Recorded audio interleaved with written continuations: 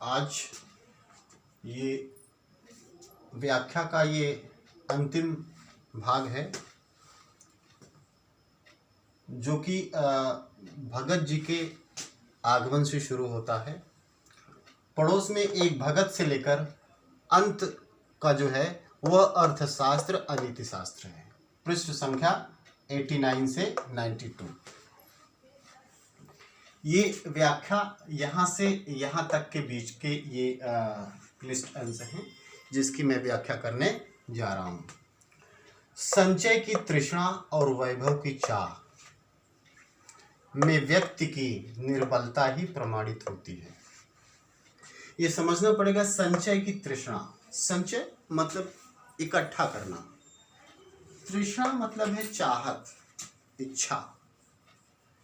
चीजों को इकट्ठा करने की जो चाहत है, जो इच्छाएं हैं, आज इस घोर भौतिकवादी उपभोक्तावादी संस्कृति में हर इंसान चाहता है कि कितना ज्यादा से ज्यादा उसके पास सुख सुविधा के साधन हो जाएं। एक गाड़ी है तो दूसरी, दूसरी है तो तीसरी, एक मकान है तो दो, दो है तो तीन। मतलब ऐसा क्या कोई ऐसी लिमिट है कि कोई निर्धारित नहीं, अब बस इससे ज्यादा नहीं। आदमी पैसा किस लिए कमा रहा है? इस घनघोर तृष्णा को संचित करने के लिए। मतलब रहेगा तो इंसान एक ही कमरे में ना, वो 50 कमरे के लिए क्यों इतना जान की बाजी लगाता? क्यों सुबह से रात तक blood pressure, diabetic, heart patient हो जाता है, अंततः जो है ब्रेन हेमरेज हो जाता है और आधी अधूरी जिंदगी में इस धरती से चला जाता है। और दुनिया गाती है, अरे फलाना 10 मकान बनाया है, 50 गाड़ी बनाया है, 5 करोड़ का बैंक बैलेंस किया है। यही इसी की तरफ लेखक इशारा करना चाहता है कि ये संचय की तृष्णा का कोई अंत है? जो भौतिक चीजों को इकट्ठा करने की जो चाहत है वो किधर ले जाती है इंसान को? और वैभव की चाह, वैभव मतलब खूब आपका नाम हो, खूब धन संपत्ति। आपका जो नाम और ख्याति आपके गुणों से नहीं हो, आपके धन संपत्ति, मकान, बैंक बैलेंस, नौकर चाकर और गाड़ियों के आधार पर हो। शहर के आप रईस समझे जाएं, गुणों के कारण नहीं, अपनी भौतिक संपत्ति के कारण। ये भौतिक चीजें, वैभव, मान सम्मान, ये जितनी चीजें हैं, ये जिंदगी की बाह्य चीजें हैं, बाहरी चीजें हैं। इनका इंसान के आंतरिक गुणों से कोई मतलब नहीं है, कोई संबंध नहीं है। पैसे आदमी किसी भी तरीके से कमा सकता है, लेकिन क्या वो सद्गुण कहीं से खरीद सकता है? आत्मविश्वास कहीं से खरीद सकता है? करुणा और दया कहीं से उधार ले सकता है? उसे इसके लिए अपने अंदर ही काम करना पड़ेगा। इसी तरफ लेखक इशारा करता है कि वो कहता है कि संचय की तृष्णा और वैभव की चाह में व्यक्ति की निर्बलता ही प्रमाणित होती है। अर्थात ये संचय की तृष्णा और वैभव की चाह जिंदगी की बाहरी चीजें हैं और इन्हीं बाहरी चीजों से इंसान अपने को काबिल दिखाता है, मजबूत दिखाता है, पावरफुल दिखाता है, अपने को समाज का एक प्रतिष्ठित और नामी व्यक्ति के रूप में स्थापित करना चाहता है। लेखक कहना चाहता है कि ये सारी चीजें अंततः उसे निर्बल सिद्ध करती, क्योंकि कहीं ना कहीं वो अंदर से उन सद्गुणों का उसके अंदर अभाव है जो उसे अंदर से ताकतवर बनाते हैं, जो सच में उसे इंसान बनाते हैं। अंदर से वो दुर्बल है, इसीलिए वो इतनी माया जोड़ रहा है, धन संपत्ति इतनी जोड़ रहा है। और सच में बात यही है बच्चों, यही बात है कि आखिर ये बताइए कि आप ही की क्लास में, आपकी क्लास में अगर कोई बच्चा पढ़ाई में कमजोर है तो ध्यान से देखिएगा उसकी प्रवृत्ति किस तरफ है? स्मार्टफोन में है, बाइक में है, ब्रांडेड कपड़ों में है, पिक्चर में है, पिकनिक में है, वो पार्टियों की खोज करता रहता है। मतलब, और जो पढ़ने लिखने में अच्छे हैं, जरा उन पर गौर कीजिएगा, क्या उनको इन सब चीजों की तरफ ध्यान देने की जरूरत है? क्या वो भी पार्टियों को खोजता है? क्या वो भी ब्रांडेड कपड़े न मिलने पर त्राहिमाम करता है? क्या वो अभी बाइक की ऐसी डिमांड करता है कि नहीं मिलेगी तो? ये गौर करने की बात है। जो अंदर से कमजोर होगा वही बाहरी चीजों की तरफ ज्यादा ध्यान लगाएगा। और यही जब इंसान बड़ा हो जाता है, नौकरी करता है, बिजनेस करता है, समाज में एक समाज का एक अभिन्न अंग बन जाता है, तो अंदर से वो कमजोर होता है। इसलिए 1 प्लाट बनाया, 2 प्लाट बनाया, 4 प्लाट बनाया, 10 मकान बनाए, 15 मकान बनाए, 2 गाड़ियां बनाई, 4 गाड़ियां बनाई, और बड़े सीना तान के कहता है मुझसे बड़ा कौन। सच में यही बात है या नहीं है? इसी को लेखक क्या कह रहा है कि अंदर से वो दुर्बल है, लेकिन बाहर से इतना सब कुछ माया जाल फैला के रखा है कि दुनिया उसे ताकतवर मानती है, लेकिन सच में, वास्तव में, सच में वह दुर्बल ही व्यक्ति होता है। केवल लेखक की नजर में नहीं, वह मेरी भी नजर में कहीं ना कहीं अंदर से दुर्बल है। अंदर से दुर्बल है, इसलिए बाहर माया खूब जोड़ता है, सारी तिकड़म लगा देता है, अपने को भी झोंक देता है, अपने स्वास्थ्य की भी परवाह नहीं करता। यही बात लेखक कहना चाहता है कि ऐसे लोग जो बाहरी तामझाम में, चमक दमक में, बाहरी दुनिया में ज्यादा अपने को दिखाते हैं, सच में वो अंदर से मानवीय गुणों से बिल्कुल रहित होते हैं और वो अंदर से कमजोर होते हैं।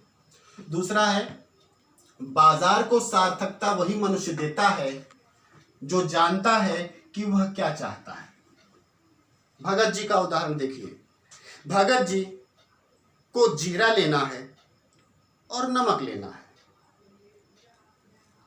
इतनी चौक के एक किनारे से चले दूसरे किनारे तक पहुंच गए। इतनी बड़ी बड़ी दुकानें हैं, चकाचौंध से भरा हुआ बाजार है, लेकिन वो कहीं नहीं रुके, क्योंकि उन्हें पता है कि उनकी जरूरत क्या है। स्पष्ट रूप से पता है कि उनकी जरूरत क्या है। और सच में एक सामान्य इंसान जो बाजार के मायाजाल में फंसा हुआ है, सच में उसे अपनी जरूरत नहीं पता है। एक 3rd और 4th क्लास के बच्चे को स्मार्टफोन की क्या जरूरत है, लेकिन लोग देते हैं, बड़े गर्व से लोग कहते हैं। यहां तक कि मैंने लोगों को सुना है कि मेरा बच्चा मुझे बताता है, पापा ये स्मार्टफोन ऐसे ऐसे चलता है। ऐसे पापा लोग बड़ी खुशी से बताते हैं। इसका मतलब क्या है? इसका मतलब है कि उन्होंने अपने को बाजार की चमक दमक में डुबा दिया है। उन्हें न अपनी जरूरत पता है, न बच्चे की जरूरत पता है। बच्चे को स्मार्टफोन की जरूरत मेरे हिसाब से तो नहीं है। अगर सच में इंसान को अपनी जरूरत का पता है तो वही बाजार को, लेखक कहना चाहता है, वही बाजार को सार्थकता देता है। ऐसे ही मनुष्य, भगत जी जैसे मनुष्य, जिन्हें स्पष्ट रूप से पता है कि उन्हें क्या चाहिए, उनकी इनकम क्या है, उनका आय का स्रोत क्या है, सही तरीके से, और उसी हिसाब से वो अपनी जरूरतों को निर्धारित करते हैं, बाजार के अनावश्यक चमक दमक में नहीं पड़ते हैं। दुनिया भरी पड़ी है, भरी पड़ी रहे, लेकिन मेरे लिए क्या है ये उनकी नजर में बिल्कुल स्पष्ट होता है, बिल्कुल स्पष्ट साफ होता है कि मुझे ये चाहिए, इससे ना कम चाहिए और ना इससे ज्यादा चाहिए। भगत जी जैसे लोग, ऐसे लोग जो अपनी चाहत को, अपनी जरूरतों को पूरी तरह एक स्पष्ट आकार देते हैं। और जबकि बाजार क्या है? बाजार आपकी जरूरतों को पूरा करने के लिए है, न कि आपकी मान प्रतिष्ठा और चमक दमक को बढ़ावा देने के लिए, आपकी झूठी शान को बढ़ावा देने के लिए बाजार नहीं होना चाहिए। बाजार का वो मतलब ही नहीं है। बाजार तो आपकी जरूरतों को पूरा करने का एक साधन मात्र है, और आपने उसे क्या बना रखा है? समाज में अपने क्रेडिट का एक केंद्र बना रखा है। कि लोग तो मारुति 800 से चलते हैं और हम तो भाई 50 लाख गाड़ी से चलते हैं, तो मैं तो ऊंचा हो गया, भले ही कर्म से हम बिल्कुल। तो क्या इससे इंसान, ऐसे व्यक्ति क्या बाजार को सार्थकता दे सकता है? अपने चरित्र का निर्माण क्या कोई अपनी भौतिक वस्तु से कर सकता है? चरित्र का निर्माण सजीव वस्तुओं से होता है, मानवीय गुणों से होता है, भौतिक चीजों से नहीं होता है। और ऐसे लोग कभी भी बाजार को सार्थकता नहीं देते जो बाजार की वस्तुओं के आधार पर समाज में अपने चरित्र को गढ़ने की कोशिश करते हैं। लेखक यही कहना चाहता है कि जो अपने चरित्र को अपने कर्म से गढ़ते हैं, अपने जरूरतों के हिसाब से बाजार का उपयोग करते हैं, ऐसे ही लोग सच में बाजार को सार्थकता देते हैं कि सच में बाजार क्या है और किसके लिए है। अंतिम है परचेजिंग पावर के गर्व में लोग बाजार का बाजारूपन बढ़ाते हैं। परचेजिंग पावर तो आप लोग जानते ही हैं, क्रय शक्ति, आपकी पैसे खर्च करने की क्षमता, आपके पास कितने पैसे खर्च करने की क्षमता है, क्रय शक्ति। अच्छा, बाजार का बाजारूपन, बाजारूपन बहुत खास शब्द है, मतलब कि जो बिकाऊ हो, जो पैसे में बिक जाए। और ये जो परचेजिंग पावर के गर्व में जो लोग होते हैं ना, वो समझते हैं कि वो हर चीज बिकाऊ है, इंसान बिकाऊ है, उसका आत्मसम्मान बिकाऊ है, मतलब वो हर चीज परचेजिंग पावर के घर में बाजार का बाजारूपन बढ़ाते हैं। मतलब बाजार की चीजों को तो खरीदते ही हैं पैसे से।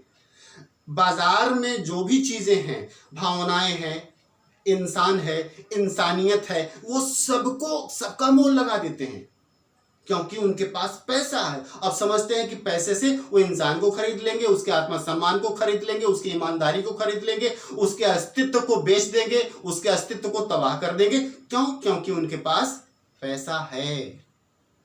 ऐसे लोग बाजार का बाजारूपन, मतलब बाजार के वे नकारात्मक तत्व जिसकी वजह से बाजार बदनाम है, अर्थात उसकी झूठी शान, चमक दमक, ये सारी चीजें बाजारूपन के अंतर्गत आती हैं। अर्थात जो पैसे से बिक जाए, बाजार में जो चीजें हैं वो पैसे से बिकेंगी, बट अगर आत्मसम्मान बिके तो आत्मसम्मान बाजार का अंग हो गया, इंसान बिके तो इंसान बाजार का अंग हो गया, मानवीय गुण बिके तो वो मानवीय गुण इंसान का बाजार का अंग हो गया।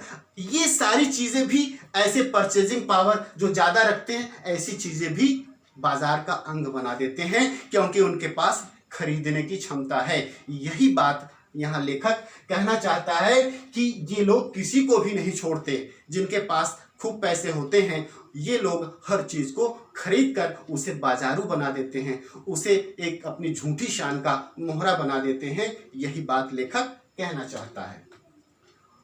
अंत में वह अर्थशास्त्र सरासर औंधा है। लेखक कहना चाहता है कि ये जो ऊपर की बातें मैंने बोली हैं कि हर चीज में बाजारूपन है, हर चीज में झूठ है, हर चीज में कहते हैं कि एक अहंकार भरा हुआ है। अगर ऐसे तत्वों से, ऐसे बाजार दर्शन से अगर किसी बाजार का निर्माण होता है और ऐसे बाजारों से किसी अर्थव्यवस्था का निर्माण होता है, तो ऐसा अर्थव्यवस्था, अर्थशास्त्र सरासर औंधा है। औंधा मतलब बिल्कुल उल्टा है। अर्थव्यवस्था का काम है, अर्थशास्त्र का काम है लोगों के जीवन स्तर को ऊंचा उठाना, जबकि ऐसा अर्थशास्त्र इन नीतियों पर जो बाजार चलते हैं और जो अर्थशास्त्र चलते हैं, ये वास्तव में लोगों की जिंदगी को पतित करेंगे, नीचे ले जाएंगे, ये कभी ऊंचा नहीं ले जाएंगे। और मायावी शास्त्र है। मायावी मतलब जो दिखे कुछ और हो कुछ, वास्तव में यही होता है। मायावी अर्थात इंसान दिखता कुछ है, बोलता कुछ है, करता कुछ है, सोचता कुछ है, मतलब हर चीज में उसकी माया समाई हुई है, हर चीज में वो पाखंड है, हर चीज में एक मुखौटा लगाकर उसने रखा हुआ है। क्यों? क्योंकि वह इस बाजार का वो अंग बन चुका है। अब इस बाजार के रीतियों नीतियों में, ऐसे बाजार की चकाचौंध में पूरी तरह वो डूब चुका है, इसलिए उसका हर क्रियाकलाप क्या है? मायावी हो चुका है। और अनीति शास्त्र, और वह अनीति शास्त्र अर्थात गलत जो नीति संगत न हो, ऐसे नीतियों के जाल में वो उलझकर अपनी जिंदगी को बिल्कुल पतन की अवस्था में ले जा रहा है। अगर सच में, लेखक कहता है कि अगर सच में बाजार का सार्थक उपयोग करके इंसान अगर कुछ करना चाहे तो अपनी जिंदगी को ऊंचा उठा सकता है, और जबकि बाजार के इन सिद्धांतों का अगर उपयोग करेगा तो ऐसा अर्थशास्त्र उसे पतित करेगा, उसे मायावी बनाएगा और उसे अनीति की तरफ ले जाने की पूरी कोशिश करेगा, बल्कि अनीति की तरफ ही ले जाएगा। ऐसा लेखक का स्पष्ट रूप से मानना है।